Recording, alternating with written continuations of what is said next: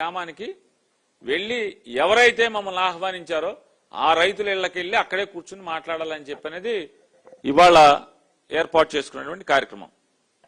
కానీ నారా చంద్రబాబు నాయుడు గారు, నారా లోకేష్ గారు ఇద్దరూ కలిసి వాళ్ళ యొక్క కుట్ర ఏంటంటే అమరావతిలో జరిగేటువంటి అక్రమాలు కానీ, అవినీతి కానీ, లేదా అమరావతి పేరుతో జరుగుతున్నటువంటి దోపిడీ కానీ, లేదా రైతు సమస్యలు పరిష్కారం ఇంతవరకు లభించినటువంటి ఎవరెవరైతే రైతు సమస్యలు ఉన్నాయో వారందరి సమస్యలు కూడా ఈ ప్రపంచానికి తెలియకూడదు.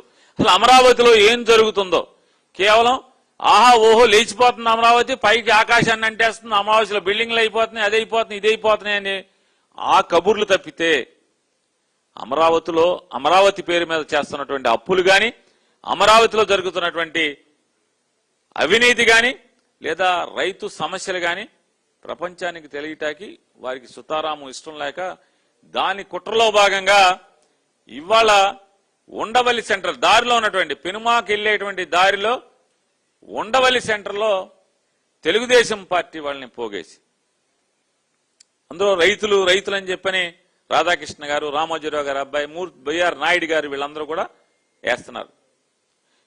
ఎవరైనా ఆ టీవీ చూసి చెప్పండి, అందులో రాళ్లు వేసిన వాళ్ళు, కర్రలు పెట్టి కొట్టిన వాళ్ళు, లేదా కానిస్టేబుల్ గారిని బందోబస్తుకు వచ్చినటువంటి కానిస్టేబుల్ గారిని రాయితో తలకాయ పగలగొట్టిన వాళ్ళు కానీ, ఇవన్నీ కూడా ఎవరాళ్ళు?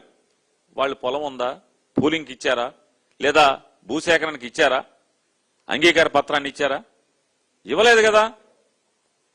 సుమారుగా ఉదయం 7:30-8 గంటల కానించి ఈ పాలకొల్లు సత్యం అని చెప్పని ఆ హోటల్లో కూర్చుని, కృష్ణా హోటల్లో కూర్చుని ఈ పథక రచన చేయటం, వీళ్ళందరినీ గోండాల్ని, రౌడీల్ని, లేదా క్వారీల్లో పనిచేసే వాళ్ళని, ఇదన్నీ తెలీదా? ఎవరు ఎలా వచ్చారు, ఏ స్థితిలో ఉన్నారు, వాళ్ళ శరీరం ఏ స్థితిలో ఉంది, మామూలుగా అడుగు పడుతుందా, లేదా పులి అడుగు పడుతుందా, ఇవన్నీ అన్ని కెమెరాలు ఉన్నాయి కదా. సాధారణంగా మనిషి పులి అడుగులు ఎప్పుడు వేస్తాడు? మనందరికీ తెలిసిందే కదా సమాజంలో. ఈ స్థితిలో వాళ్ళందరినీ 8 గంటల నుంచి పాలకొల్లు సత్యం ఆ హోటల్లో కూర్చొని ఏం చేస్తున్నాడు 8 గంటల నుంచి? ఇవన్నీ వద్దు. ఇవాళ తాడేపల్లి మండల పార్టీ అధ్యక్షుడు లోకేష్ గారికి గుండెకాయో లేకపోతే చెయ్యో, కుడి చెయ్యో, ఎడం చెయ్యో ఏదో ఒకటి, ఆయన నోటిఫికేషన్లో ఆయన భూమి ఉంది,